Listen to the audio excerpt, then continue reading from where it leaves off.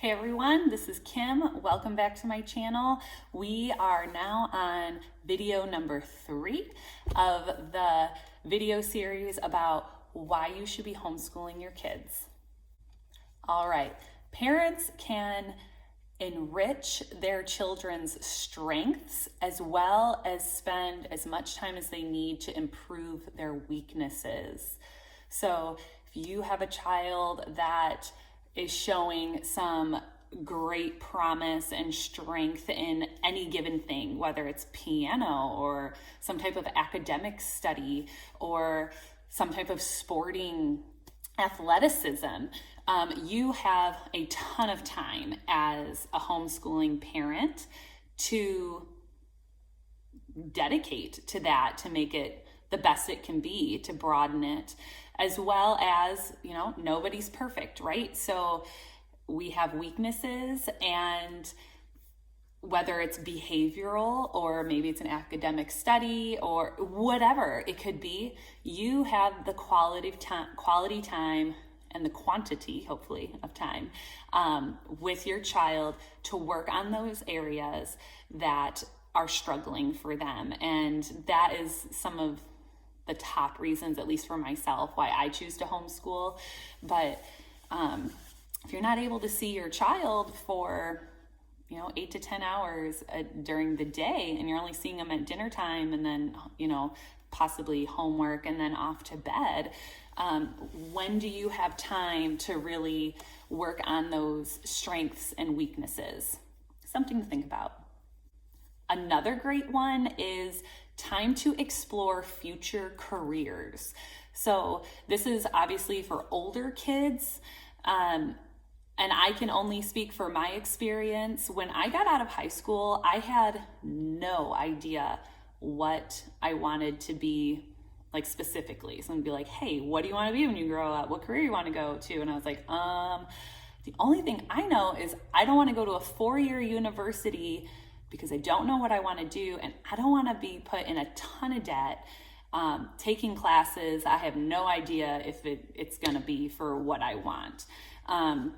So with homeschooling, and let's say you have a middle schooler, an early, 9th, 10th grade, you can, and they show interest in a certain area, call up those businesses, ask if you can do a walkthrough or, spend the day there.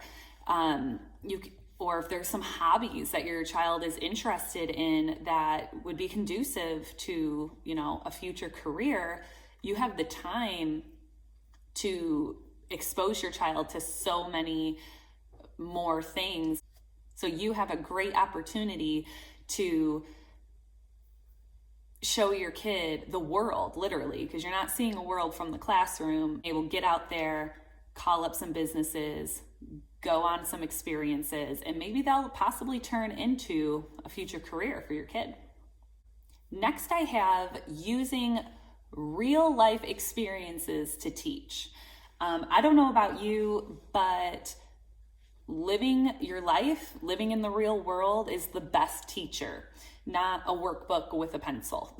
So examples would be raising an animal. Like, let's say you live on a farm, but let's say you don't live on a farm. I don't live on a farm, but it doesn't mean possibly I couldn't have chickens and my children help raise the chickens, take care of the chickens, things like that.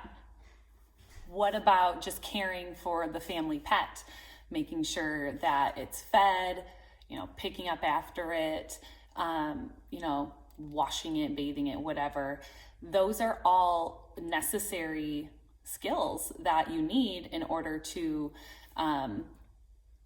have a pet as a grown-up. But if farm animals aren't your thing, I totally understand. But that would be some great real life experience. Also, caring for a sibling. So if you have multiple children, the older ones helping to take care of the younger ones, that is amazing. Obviously, one day your child may have a child. So knowing how to, in general, take care of another human being is an amazing life skill. Also, you could consider, what about you're going on vacation? You could teach your child how to budget for going on a vacation or how to plan a vacation. Teach them how to do an itinerary. The sky's the limit. Living your life and having that be your teacher, that's pretty awesome. Next up, I have less peer pressure and more time to grow as an individual. I don't know about you. I know I say that a lot because I don't know about you, but peer pressure that kids feel, it's real. Well, even adults for that matter. We are always comparing ourselves to other families or comparing our kids to other kids. That's a lot of pressure that we put on ourselves. But if your child has less peer pressure from, the kids around them, they're going to really be able to grow into their own individualism. And you have kids, so you know how unique each and every one of them are. And I don't feel that public school celebrates individualism. I think public school tells your kids what to think, and it doesn't foster just independent thought. That's my opinion, but I want to grow an individual thinker. I don't want my kids to just do what everyone else is doing because that's what they're told. I want them to be able to think about a situation, decide if they feel that that's logical, practical, rational, and then make a sound decision based on that. And in my opinion, today's public school certainly does not hold that value. And finally, I have children can be appropriately sheltered from unfortunate influences. So that would be not having your child exposed to things they may not be mature enough to handle.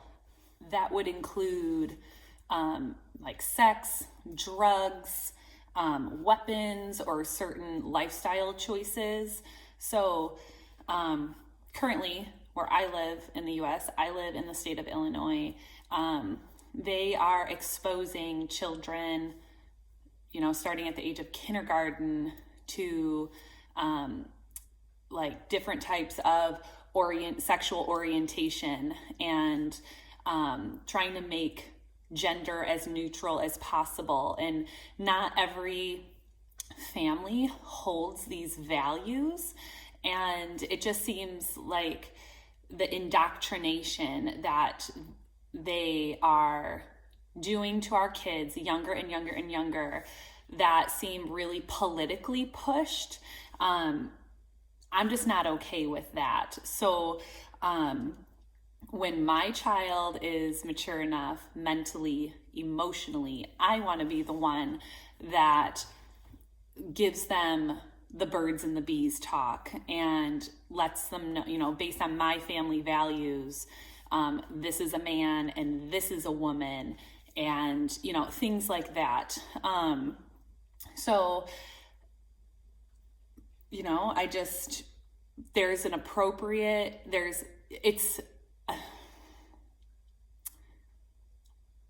you have a choice to allow your child to be a child, like keeping their innocence intact for as long as possible.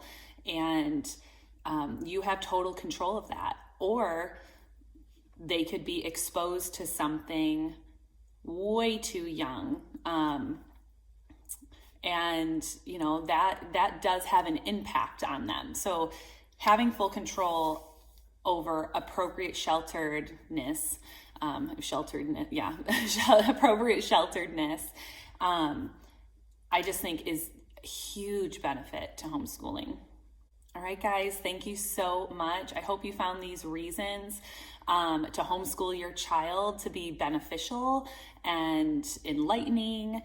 And if you like this video, please give it a thumbs up and subscribe to my channel. I would love to hear your reasons for why you're choosing to homeschool in the comments below, and we can talk about it further. Have a great day.